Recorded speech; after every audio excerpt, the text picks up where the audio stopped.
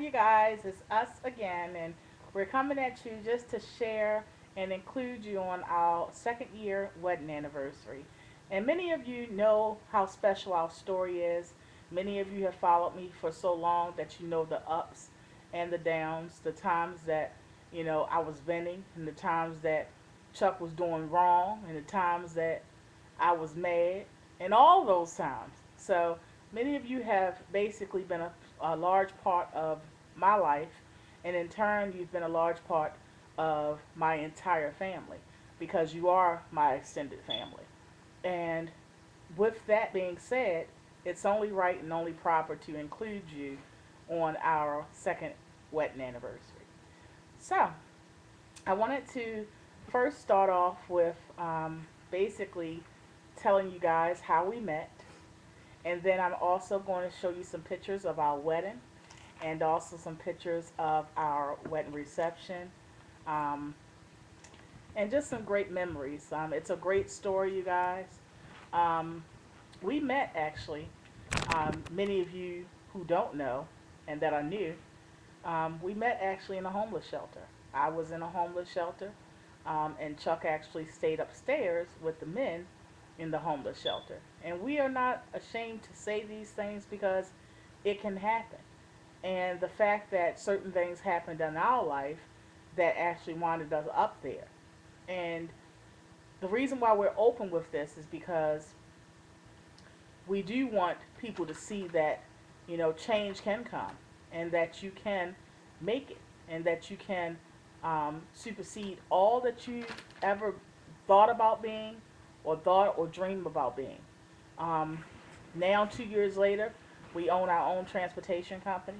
Now, 2 years later, we're branching off and trying to own two other companies that you guys don't know much about, but one of them is Kiana's Diva Boutique, and many of you know about that because you've ordered from me.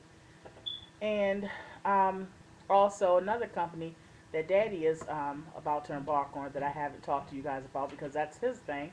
The boutique is my thing.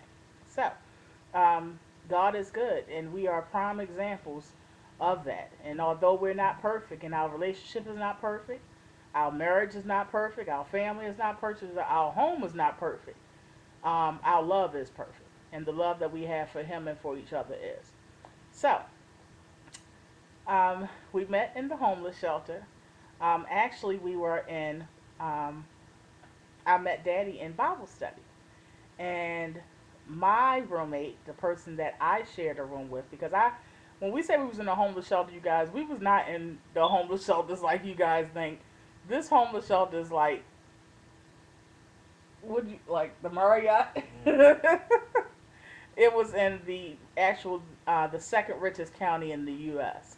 So, yeah, we actually had staff members to clean and everything at this homeless shelter. So it wasn't the typical homeless shelter. So don't be like, oh, he was in a homeless shelter. We were well cared for this time in our life that we were the down period in our life, the period that we needed help to get on our feet. So we were in Bible study, and the person that I was roommates with, um, the person I was with, a roommate of, was the head. She was a minister. See how God places people in your life? And she was the head of the Bible study.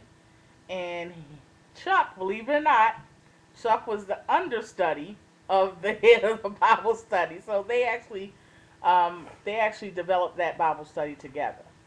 And I went faithfully. What was that? Wednesdays?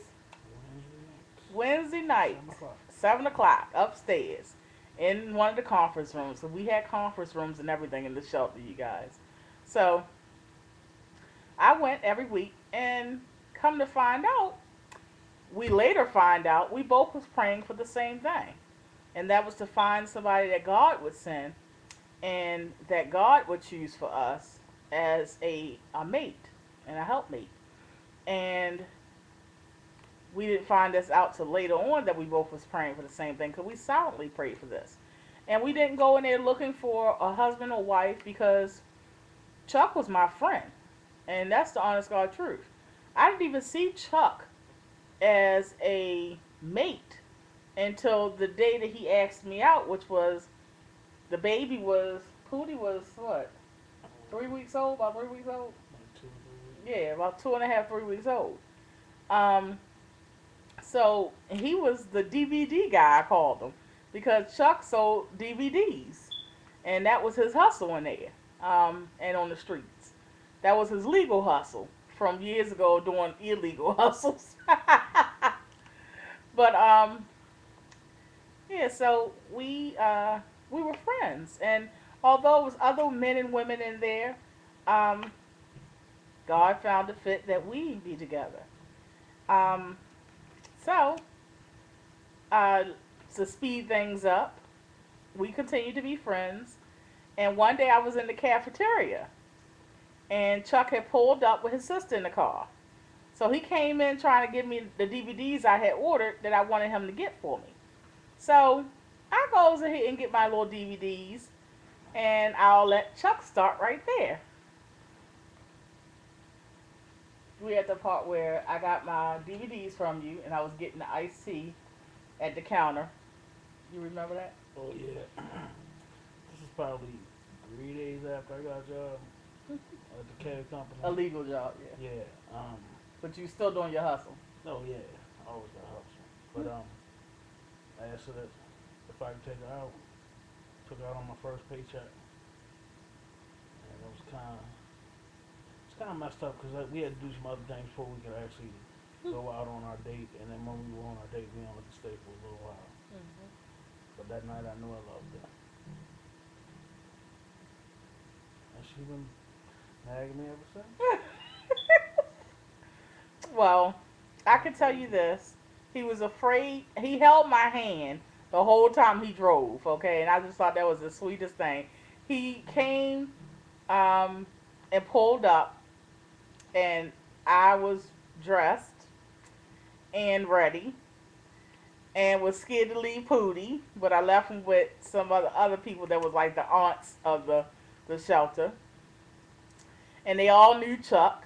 So they was all rooting for this, this relationship great blossom into something maybe.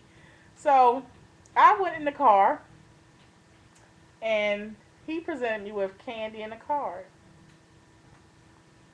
And he held my hand the whole time that we had to drive. And needless to say, we had to drive for about 2 hours because we had some stuff to take care of for his family. So we drove around for about 2 hours, and he held my hand literally for that whole 2 hours while he was driving. So when the date was over, he opened my door, and I could tell he was nervous. And he went to go kiss me. So I gave him a peck, and that night I can tell you how I felt. Now he had to go to work. He had to go. That was the cab company that we got all of our training, so to speak, to know about the transportation industry. That's the cab company that we worked at, and later on, I started working there as well. We worked different shifts.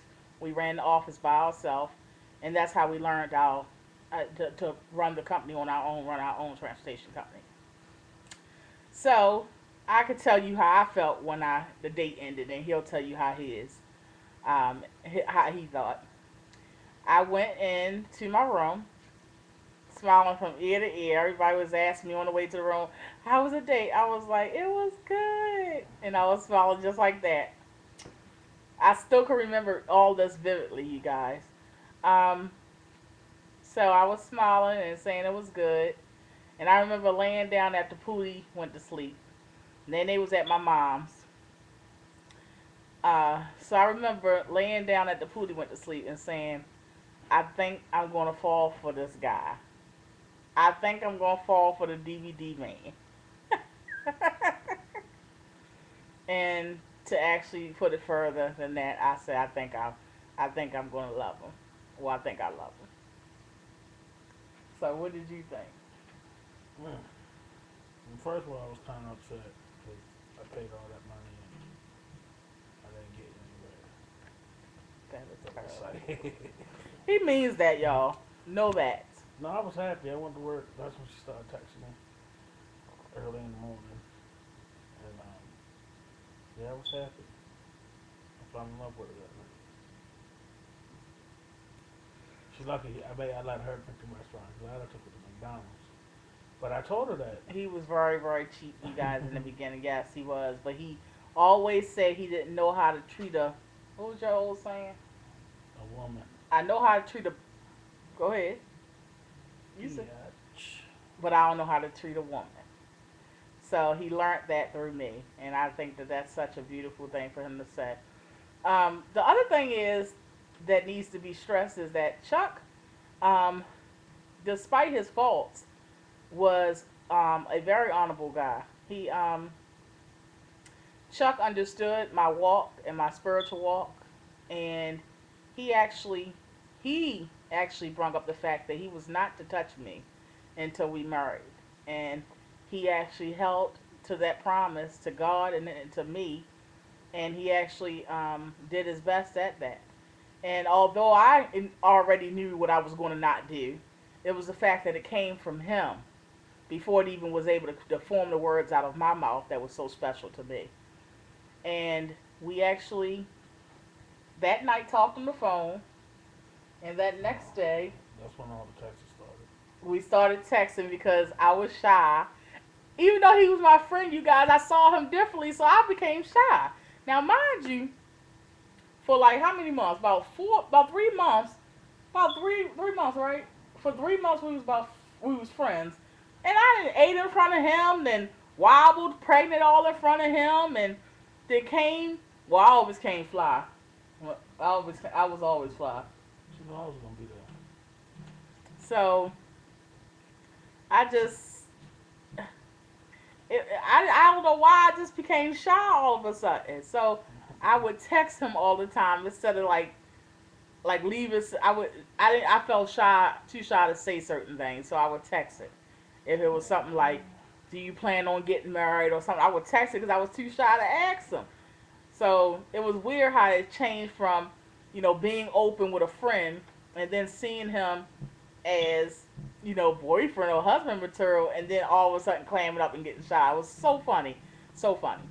But so I think 2 days later we started talking about marriage. Not even that.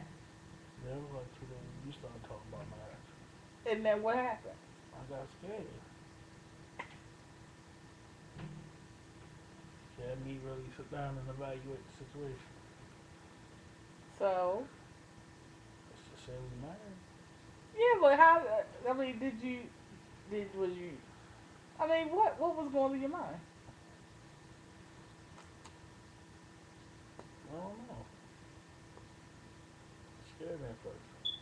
Well, what was going through my mind was that I was afraid of how it was going to be handled in the shelter.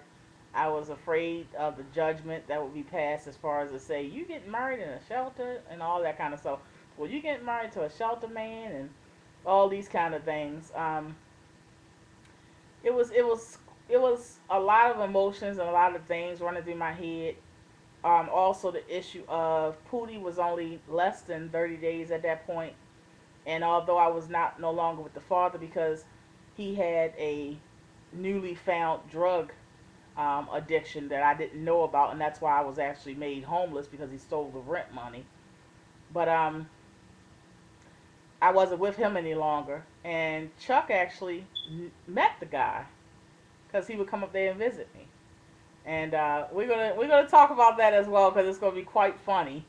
It's sad and it's quite funny. So on the next video, it's going to include the rest of our love story, the ups and downs of our relationship that we've had and overcame, and also the wedding pictures.